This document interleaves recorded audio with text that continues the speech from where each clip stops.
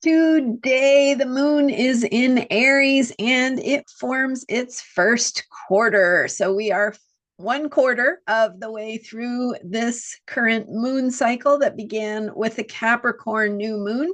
First quarter of a moon cycle brings some challenges, some invitations to make decisions as we are being asked to step up our game and step into new ways of being. Also, today, with the moon in Aries, we are looking at planet Mars, and Mars is retrograde going into Capricorn, returning to Capricorn, where it has been in Leo. Since I don't know when it went into Leo, but we I don't have all the details at the tip of my tongue, but it's been there for several weeks.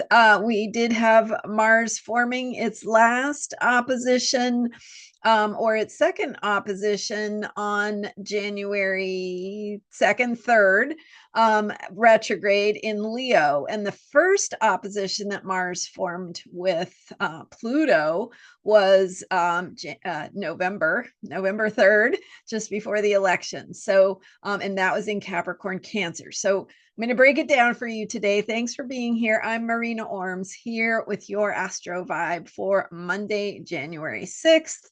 Also an anniversary day, of course, in recent U.S. history with the insurrection. So today, being the first quarter moon, first quarter moon is the square between the moon and the sun, the waxing square. So moving away from the new moon where they are conjunct or come together to plant the seed for the cycle. So this cycle was planted with a new moon in Capricorn. We planted our seeds by setting our intentions for what we want to see. And then what happens is that when the moon reaches first quarter, it's inviting us to step into new ways of being. So there's a need for action, a need for decision making, a need to shift into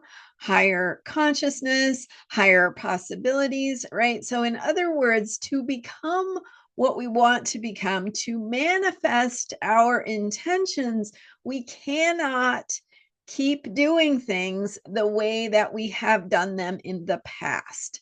So the first quarter moon says, what are you going to do differently? How are you going to be? What are you going to do? How are you going to show up and be yourself in ways that help you to step into what you are becoming? So what needs to change? Where are you being asked to make decisions? Where are you being asked to find some courage?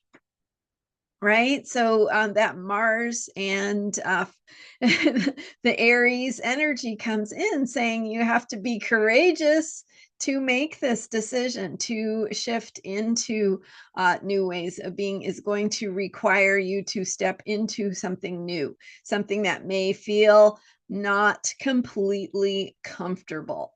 So we have this first quarter moon. Okay, and now Mars is the ruler of Aries.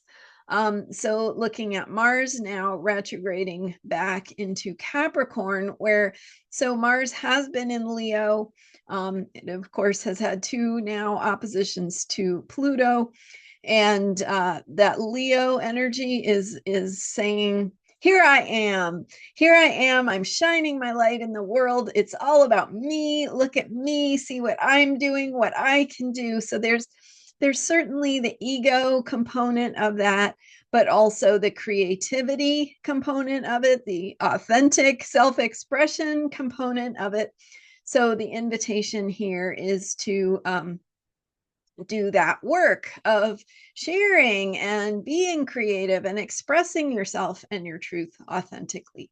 Now, as Mars retrograde returns to to Cancer, we have the energy of emotions, of feelings, of family connections, nurturing. How do we feel protective and need to do that process of caring caring, and how we care for one another, how we care for ourselves and our self-care. But because Cancer is emotional, right? It deals with the realm of emotions and feelings. Mars in that sign can be emotionally reactive. Mars is the warrior, right? It's going to pick up the sword to defend or protect something. And so in Cancer, it makes us more mindful of what we care about and what we need to protect and defend, because it's important to us. And the way that a mother protects her children, right? It's that kind of vibe. It's that protecting, defending the things and the people that we care about, the less fortunate, the vulnerable, right? Like that sense of who needs protection. And when we think about Cancer, we think about mothers and children, but it can show up in society in a variety of ways as well. So what does it look like? Who needs protecting, and what does it look like for you and what you're becoming? How do you need to take action, to take a stand, and step into your courageous warrior self? What does that look like for you? Right? There's not only one way to do that. It can be coming from your own place of truth and authenticity, and asking yourself what makes sense, right? What is it that I am good at? What is it I can do? What is it that is in my flow and is going to help me feel recharged rather than drained? So think about those things. And with this first quarter moon, there's a decision that is needing to be made. So make sure you're clear about who you are and what is important to you as you are looking at this decision point, and making this shift of Mars early morning Pacific time. I think it's around 2 or 3 a.m. that it returns to Capricorn. Or I'm sorry, I keep saying Capricorn. I mean Cancer. Mars returning to Cancer. And then that first quarter moon exact later in the afternoon, on Monday Pacific time. So this Aries moon is pushing, right? And things could be erupting. Things could show up in news headlines that have to do with you know where other people might be needing to express themselves. And it's also an invitation for you to find your courage and express what's true and right and important for you.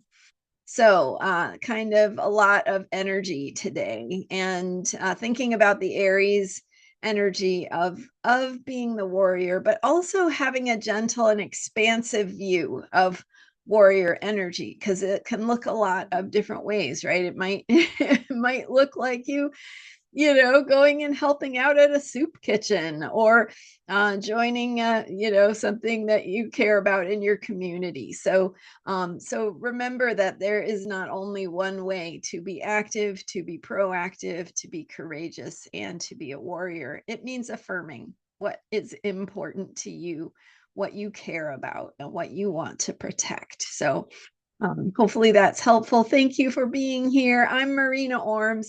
You can learn more about me at astrologyheals.com. And if you missed it yesterday, I had a fabulous interview with my special guest, Alexandra Karakostas. We did a wonderful interview on the business of astrology. What, if you've ever wondered what astrologers do or how to make a living as an astrologer, you will find this absolutely fascinating. So check it out. It was posted yesterday. And thanks again for being here and for subscribing to this YouTube channel. I appreciate your support, and I will see you next time. Bye for now.